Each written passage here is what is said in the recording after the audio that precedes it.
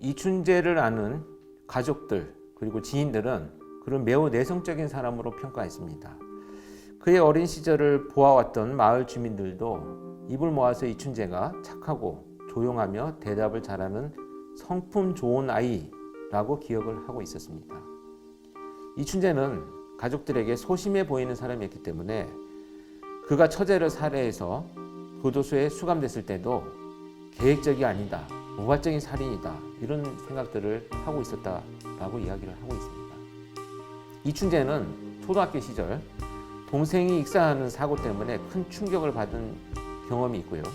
본인의 말에 의하면 어릴 적 동네 누나에게 성폭행을 당한 적도 있다 이렇게 진술을 하고 있습니다. 어쨌든 이춘재는 평소에 소심했지만 한번 화가 나면 매우 난폭하게 변하는 성격이었습니다. 그는 아내를 상습 폭행했고 2살이던 아들을 방 안에 가두어 놓고 멍이 들 정도로 폭행한 적도 있다라고 전해지고 있습니다.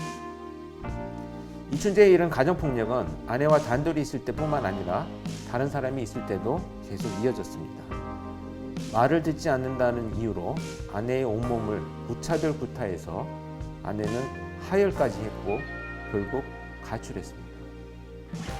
이춘재는 이렇게 자신의 폭력을 피해서 탈출한 아내에게 전화를 해서 내가 무서운 음모를 꾸미고 있다 라고 위협하거나 다른 남자를 만나지 못하게 몸에 문신을 새기겠다 라는 협박을 하기도 했습니다.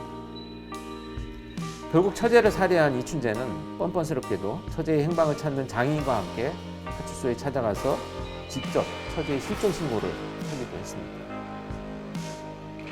처제의 시신이 발견되고 범인으로 잡힌 이춘재는 무기징역을 선고받고 교도소에 수감이 되었습니다.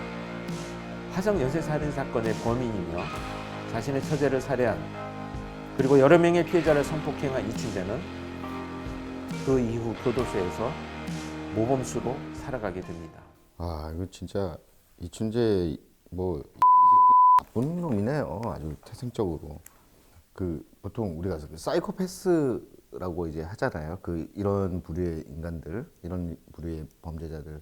근데 그 사이코패스는 그 뭐 여러 가지 연구가 있겠지만 보통 태생적인 어떤 문제점이 있는 것인지 혹은 주변 환경에 의해서 자라오는 환경에 의해서 발생을 하는 것인지 그런 혹시 연구가 된 것들이 있나요? 사이코패스라는 용어 자체는 사실 학술적이고 의학계에서 정신과적인 공식 용어로 정의된 것은 아닙니다. 반사회적인 성향 뭐 이런 것과도 이제 맥락을 같이 하고 있기 때문에 그런 개념의 어떤 의미를 갖고 우리가 해석을 해야 될 것 같고요. 방금 질문하신 대로 만들어지느냐, 타고난 거냐, 그것에 대한 연구는 지금도 활발하게 이루어지고 있는 상태입니다. 근데 최근의 연구를 보면 사이코패스들을 모아놓고 실험을 했어요. 자, 일반인들을 한 10명 정도 모아놓고 잔혹한 장면을 보여줍니다. 그러면 우리 뇌 중에서 공포와 두려움을 느끼는 부위가 있어요. 이 부위가 반응을 많이 합니다. 일반인들을 모아놓고 그 장면을 보여주면. 그런데 사이코패스로 정의된 연쇄살인범들을 모아놓고 똑같은 장면을 보여주었더니 그 두려움과 공포를 느끼는 부위가 반응을 거의 하지 않더라. 이런 연구가 있어요. 그걸 본다면 뇌 기능 자체가 사이코패스들은 좀 다르다라는 의미를 갖고 있는 거죠. 기질적으로도 좀 어떤 문제점이 있을 수도 있는 이제 그런 연구들이 지금 이제 나오고 있는데 사실 일반화될 수는 없는 한계가 있어요. 왜냐하면 공포와 두려움을 느끼지 않는다고 해서 다 연쇄살인범이 되느냐 또 이런 문제가 아니기 때문에 그러나 이제 범죄를 저지른 연쇄살인범들을 보니까 기질적인 문제가 있더라는 것이 조금씩 밝혀지고 있어요.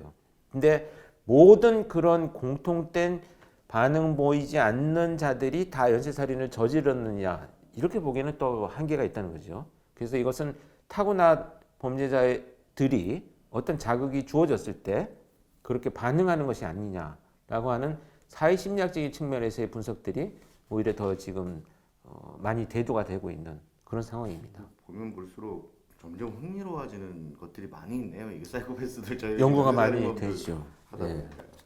근데 결과적으로 이런 엄청난 사건을 저지른 이춘재라는 사람이 이 교도소에서는 너무도 조용하게 평화롭게 자기 일상을 즐기면서 모범수로까지 살고 있었다면 그 내막에는 나의 범죄가 걸리지 않았다라는 편안함의 도피처라고 생각해서 그런 걸까요? 그 이유가 뭘까요? 이춘재는 어떻게든 교도소를 나가고자 노력을 했을 것입니다. 물론 다른 범죄자 마찬가지죠. 무기징역이라는 것을 선고받는 것은 사형이 아니기 때문에 모범수로 가석방돼서 나올 수 있는 가능성이 있는 여지가 있습니다. 그렇다면 어떻게 할 것인가? 최대한 모범수로 살아가면서 형량을 줄이고 어떻게든 밖으로 나가는 방법을 선택했을 것이다. 이렇게 보여지고요. 영화가 나오고 또 화성연쇄살인 사건이 대두되고 이런 장면들을 보면서 교도소 안에서 희열을 느끼고 우월감을 느꼈겠느냐. 기회를 노리고 있었다. 뭐 그런 모범수로 거예요. 살면서 네. 가석방을 통해 나간다고 하는 것이 목표였다면 그만큼 사회를 조롱하면서 그 안에서 기회를 보고 있었지 않나 이렇게 생각이 듭니다.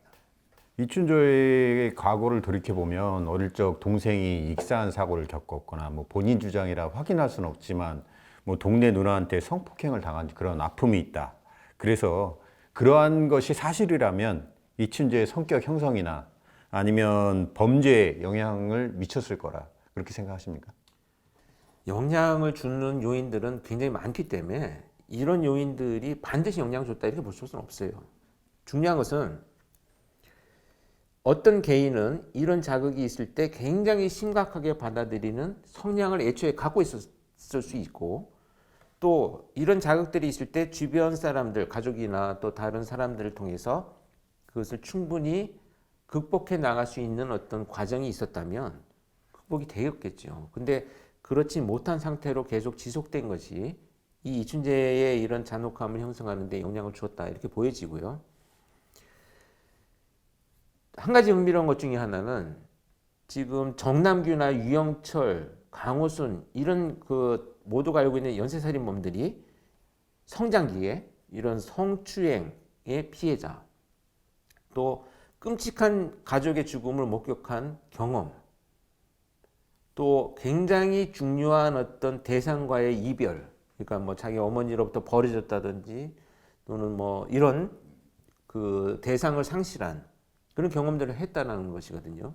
그것이 공통되게 나타나는 지금 특징 중에 하나입니다. 근데 이춘재는 이것이 어떤 형태로든지 범죄를 합리화할 수는 없어요. 여러분들이 아시다시피 다만 그가 가진 범행의 의도, 지금 그가 가진 범죄 심리적인 분석을 가능하게 하는 단서들이 이런 끔찍한 장면의 목격과 또는 성폭행의 피해자였다. 뭐 이런 것들로 해석을 해야 되지. 그것 때문에 이렇게 되었다. 이렇게 보기에는 좀 무리가 있습니다. 조금 시선을 바꿔서 그 이춘재로 인해서 많은 분들이 피해를 입지 않았습니까? 그 피해 당사자분들도 있고요. 또 경찰에 용의자로 몰려가지고 뭐 가혹행위 등이 있었다고 하는데 가혹행위로 인해서 뭐 불구가 되신 분도 있고 혹은 또 자살하신 분도 있다고 그러더라고요. 특히나 그 8차 사건 같은 경우에 그 용의자로 지목됐던 윤모 씨는 범인으로 몰려가지고 무려 20년 동안 교도소에서 복역을 하셨다고 하시고 또 이춘재가 그 초등학생을 살해하고 유기했는데 그 초등학교 뭐 얼마 전에 이게 그것이 알고 싶다에도 나오는 것 같더라고요. 보니까 그 초등학생은 사실은 이춘재와 관련이 없는 걸로 어떤 사건이 분류가 돼가지고 그 부모들은 계속해서 이 아이가 살아 있을 것이다 이렇게 믿고 지금까지 살아오셨던 분들 이런 분들은 엄청나게 사실은 심리적으로 혹은 신체적으로 많은 그런 피해를 입으셨잖아요. 이런 일들이 있는데 이게 공소시효가 끝났다고 해서 여기에 관련돼 있던 피해자분들 혹은 또 일부 경찰 분들의 어떤 조금 가혹한 행위라든지 이런 부분들 때문에 조금 뭐라 그럴까 피해 입으신 분들에 대해서 보상도 있어야 될 것 같고 또 그 잘못했던 부분들에 대해서 조금 뭐라도 사과라도 해야 되지 않나 이런 생각을 하는데요. 뭐 어떻게 생각하시는지 그런 부분에 대해서. 저는 이춘재 사건을 정의하자면 이춘재 사건이 경찰이 증거물을 보관하고 있었고 검거하려고 하는 의지가 있었기 때문에 결국은 밝혀진 경찰의 노고와 의지를 충분히 인정해야 된다고 봅니다. 근데 중요한 것은 당연히 그 행위는 경찰이 해야 될 행위를 한 것이고요.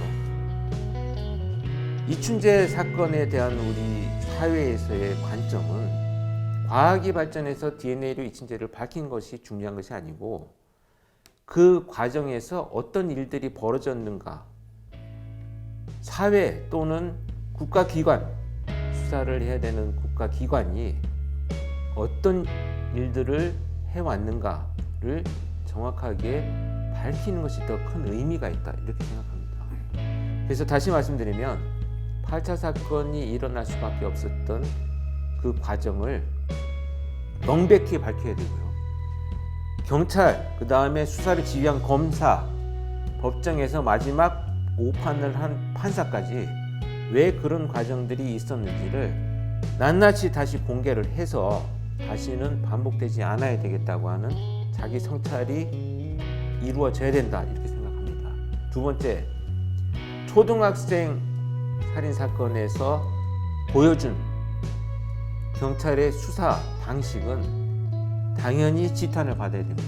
그리고 처벌의 문제를 떠나서 왜 그렇게 됐는지 스스로 지금이라도 나와서 양심 고백이라도 해서 그 문제를 밝혀야만 다시는 그런 일이 반복되지 않을 수 있는 계기가 될 수 있다, 이렇게 생각합니다. 그래서 저도 현직의 경찰로 오랫동안 근무하고 범인을 잡기 위한 많은 그 심정에 대해서 이해를 합니다만 그런 심정이 가혹행위나 공권력을 함부로 휘두르는 것에 대한 합리화될 수 있는 이유는 없다, 이렇게 생각합니다. 그래서 뼈 아프지만 그 수사 과정에서 있었던 경찰, 그다음에 검찰의 지휘, 그다음에 판결한 판사 모두가 다 실체를 밝히는데 노력을 해야 된다, 이렇게 생각을 합니다. 이렇게 올해 7월 경찰이 이춘재 연쇄살인 사건을 조사하면서 마지막 최종 수사 결과를 발표를 했습니다. 살인이 14건, 성범죄가 9건입니다.